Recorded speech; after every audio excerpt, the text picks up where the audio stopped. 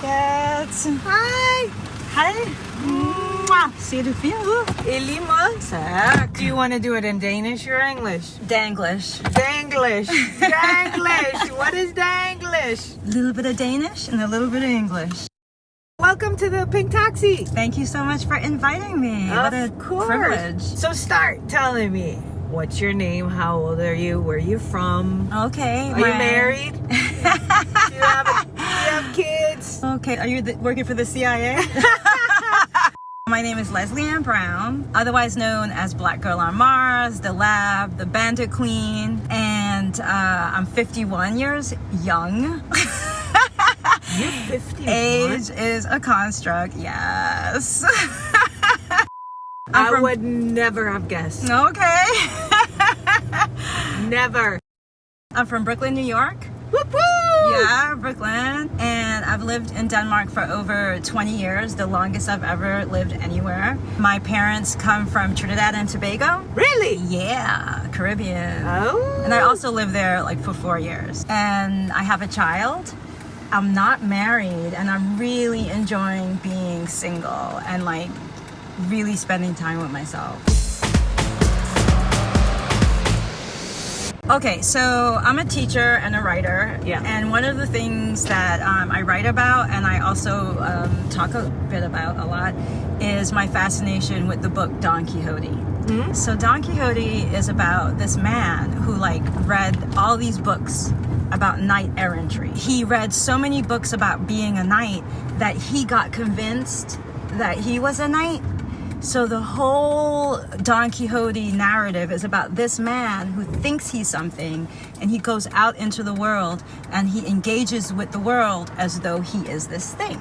So what fascinates me about this story is my realization lately, there's this idea that many of us, we're in a trance. Yeah. So your trance could be like romance. For example, if you watch a lot of romance movies, a lot of us get very indoctrinated and we think that relationships have to look this way, which is a very neoliberal, capitalist, sexist, patriarchal way. That was a long one. Yeah. Sexist. So, I mean, at this point in my life, I'm just really unpacking like how much of who I thought I was is actually programming and being under some sort of trance or various trances, whether it has to do with gender, race, sexuality. So I'm really like, you know, how much of what I have been carrying around is mine and how much of it is other people's or society's. And how come you started that? Was it because something happened in your life? Was it something that you just woke up one day and were like, this does not feel right? Do you want me to be honest with you? Yeah. I have been fortunate. You're always honest in the Pink Taxi. We never lie. Yeah, my healing journey started, or my journey of self-awareness, I should say, started with an ayahuasca ceremony I took. I so want to try that. Yes. I really have had a lot of experience with psychedelics within clinical and therapeutic shrooms and stuff. Yeah, magic. Mushrooms. Yeah, not as a recreational, but and I'm not recommending anyone do this like on their own. It really work with someone who knows what they're doing. But it really breaks your ego down, because that's the issue I think about our culture, is that we're so ego based. So we really overly identify with things. You know, like, you know, you over-identify with being a woman, or being, you know, in a certain body, or being this race, or being from this country. This over-identification of our ego is what's separating us and alienating us from actually our true source. And if you really think about it, all of us actually come from the same place, which is from, you know, where I'm coming from, Earth. Yeah. Earth. Simple. Yeah. So the ayahuasca. I write about it in both books. My first book is called Decolonial Daughter, Letters from a Black Woman to Her European Son, and I touched upon it there. And then my latest book, which came out in February of this year, is called Black Girl on Mars. And there I kind of delved deeper. So what was going on with me up until I did this ayahuasca experience, I was very hardened in my heart. I was very depressed. I had a lot of hatred for I was a racist. Were you? And my son, who's half Danish, he just looked at me one day and he was like, you know I'm half Danish, right? So I had to check myself and really just start to understand what was it. Now I understand like how people get so locked into this racist mentality, for example. And that's another thing about the healing. Why is it? I mean, for me, where I am right now, I think that a lot of the symptoms are from trauma. Why don't you move back to Brooklyn? Like, why did you stay? That's a great question. 2018, I left Denmark to go on a trip to promote my first book. So I went back to the States with this idea of entertaining returning. I was like, okay, maybe I want to come back here.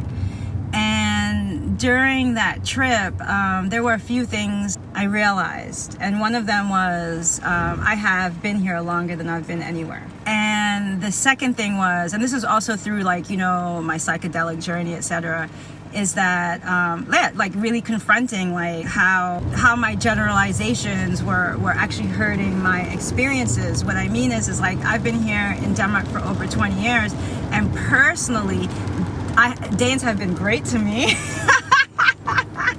They've been really nice. It's been really nice. What was really triggering for me was when I used to consume the news. And when I started to understand Danish and started listening to the media, that's when my process of hardening my heart and becoming really kind of intolerable began. So now I don't do any of that because I understand that the media, what their number one job is to divide people. So I was under that spell, and then I broke it with the help of psychedelics. Do not try this at home. Don't try this at home. I'm just saying, So if your life was a movie, what would be the intro song? Oh, well, lately I've been listening to I'm Embracing the Bitch in Me. Because that's healing. Healing is not rejecting who you are. So I really enjoy that Rico Nasty song. Thank God I didn't have to smack a bitch today. Do you listen to Tupac or Biggie? Both and I don't listen to hip hop anymore. Do you believe in Illuminati? Okay, so check this out. Part of my belief system is that I don't believe in hierarchical structures. So hierarchical structures, it's there's a leader and then there's the bottom, right? So when you think about it, the hierarchical structure is pyramid shaped in our society. Yes. So in that sense, we're surrounded by pyramids. So that's my answer to your question. That's a good question. That's a good answer, I must say. What does your book, what is it about? Is it about your trip or is it about you? Try to explain more about your book. Okay, so the first book, I wanted to kind of fill some historical holes, both personally and generally for my students, because I'm an educator and there's a lot of information that if we are not vigilant about will get hidden. And when these stories are hidden, we don't have examples of stories of resistance, of alternative heroes, all sorts of things. So I try to really include that in my work so stories don't get erased. And then the second one, because I took this impromptu book tour back to the States, which I'll call Turtle Island because that's what the indigenous people call it, I just kind of wanted to shed a light and with the vocabulary that I know of settlements, of the earth, of my environment, of where I am as a Black and indigenous woman, right? Those are identities in this project of modernity. I go through some of the cities and the states I visited. Because I took this impromptu journey, I was able to be with my grandmother, who is like, you know, she's like my mama. Yeah. I was able to be with her when she passed, when she transitioned into the next plane. Because of that, I also went to Trinidad for the first time in over 13 years. Really? Yeah. So all this, it's about looking for home. Yeah. And ultimately, I come back to the teachings of Thich Nhat Hanh, which is basically like, especially when it comes to trauma. So trauma is a fracturing of yourself, right? Yeah. So healing and home is reintegrating yourself. That doesn't mean you don't have the cracks, but it means that wherever I am, I'm showing up fully present. Yeah. Did you not before? Were you not present? Absolutely Were you not. Oh, totally. As if you, for example, like me, had a childhood that was constant trauma. So it could look like neglect. It can look like abuse. It can look like not having a primary caretaker who's like, you know, responsible for your emotional and physical well-being. Yeah. You know, so when you're exposed, when you're a child and you grow up in that environment, you lack certain intelligences and knowledges, and it really fragments you in a way that psychedelics help heal. And now we go back to the psychedelics. And to be fair, I did a trauma therapy called soul retrieval, which does not involve psychedelics, and it doesn't involve any substances. That was actually just as instrumental in my healing. And then it takes you back. Your trauma therapist will take you back on this psychic journey, again with no drugs, to your space of trauma. So when I did this trauma therapy, I realized that my deep trauma was being left alone. But it wasn't even in the personal sense. It was really in this very universal sense. I mean, I was left alone when I was a child, so that's there.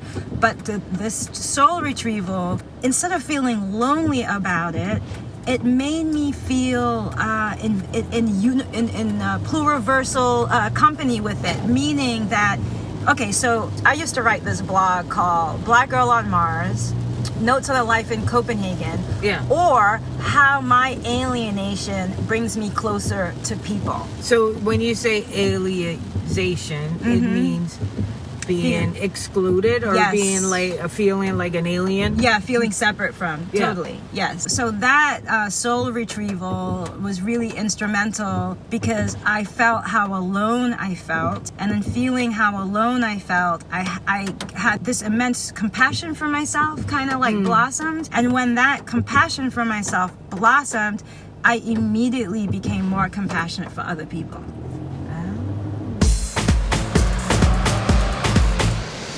What is your goal in life? My goal in life is to be lovingly present for myself and whoever I find myself in the presence of.